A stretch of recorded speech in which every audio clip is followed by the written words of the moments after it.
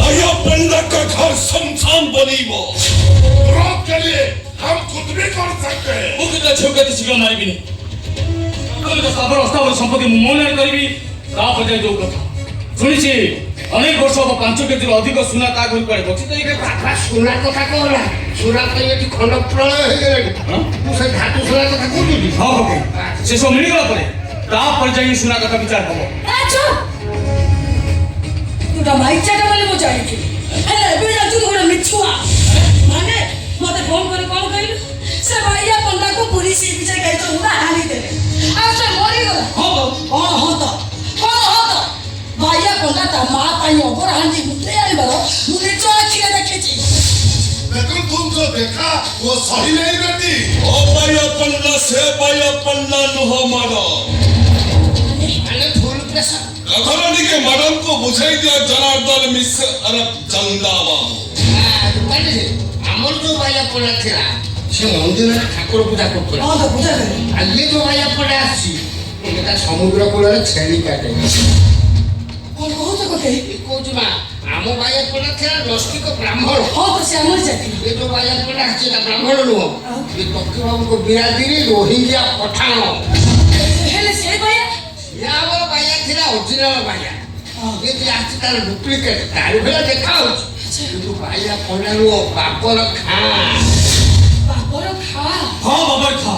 Rohingya मुसलमान तो हम बांग्लादेश बेगल परमानेंट एड्रेस पूरी सिविल टेम्पररी एड्रेस आ भैया पंडा घर तारो प्रेजेंट एड्रेस मो कहूची जोन और के कही दे से भैया पंडित घर तिनी मास रहो ए तिनी मास ভিতরে ছোট খাতর জগন্নাथ পুরটা মতাणी দেই দাও কিন্তু তা পূর্বରୁ প্রথমে বাবর को भैया पंडा प्रेमिका राधा को कब्जा କରିବାକୁ पड़िବ और बात करिबो केमिति करिବ राधा को एमिसे तो झियो होछ से भारी चला जल्दी कौन से परिस्थिति रे राधा बाबर को संदेह न करे से भारी चला के जो राधा ये उंगलीरा चढ़ेलो टेरा कर दो सेकर कर बाबर को संदेह कर देता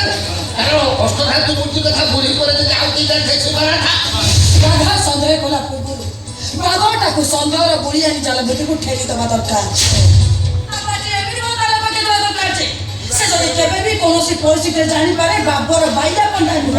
ତଥାପି ସେ ଚୁପ୍ ରହିବାକୁ ବାଧ୍ୟ ହବ এটা কেমিতি সম্ভব এটা ହଉଛି ଘରେ କେହି ନଥିବା ସମୟରେ ମୁଁ ପ୍ଲାନ୍ କରି ରାଧାକୁ ବାବର ପାଖକୁ ପଠେଇଦେବି ଆଉ ସେଇ ସମୟରେ ବାବର ତା ପୁରୁଷକୁ ରାଧା ଛାଡ଼ିଦେବ बस सेठी बाबर बेडरूम सीन आ मोर एठी रोमांटिक माने सेठी बाबर बाइया पंडा प्रेमिका राधा संगरे आ मोर एठी बाइया पंडार भौणी सुना संगरे ଭିତରେ ଡବଲ ଡେଟ୍ ଥିଲେ ଆମେ ବର୍ତ୍ତମାନ କଣ କରିବା ସେଇ ଏ କକେଇ ତମେ ରହିଛ ମୁଁ ରାଧାକୁ ଫୋନ କରି କହିଦେ फोन कर ଆମେ ଆଗରେ ବସିଛୁ ବା ହଁ ହ୍ୟାଲୋ ରାଧା ହଁ କହୁଛ ଏ ତମେ କୋଉଠି ଅଛ ଘରେ ସେ କଥା କହିକି ରାଧା ରାସ୍ତାରେ ଆସିଲା ବାଇରେ ମୋ ସହିତ ଦେଖା ହେଲେ ଭାରି ବ୍ୟସ୍ତ ହଉଥିଲେ କହିଲେ ଗୀତା ବର୍ମା କଥା ଭଲ ନାହିଁ ବଡ଼ ବାଗ ଦେହ ଭଲ ଲାଗେ ହଁ ପଡ଼ିଛି ବଡ଼ ବାଗର ଏ ରାଧା ମତେ ତ ସେ କଥା ସେ କିଛି କହିଲେନି ତଥାପି ତମେ ଯଦି ଦେଖି ଆସ ମତେ ଭାରି ବ୍ୟସ୍ତ ଲାଗୁଛି ଠିକ୍ ଅଛି ବାବୁ ତୁମେ ଆଗ ବ୍ୟସ୍ତ ହୁଅନି ମୁଁ ଏଇ ସାଙ୍ଗେ ସାଙ୍ଗେ ଯାଇକି ଦେଖୁଛି କ'ଣ ହେଇଛି खुश तुम्हें लेट करनी तुम्हें बाबर को फोन कर सब कथा कहि दी आ मु सुना को फोन करके ठीक डाकी दउछि आ ता परे खेला होवे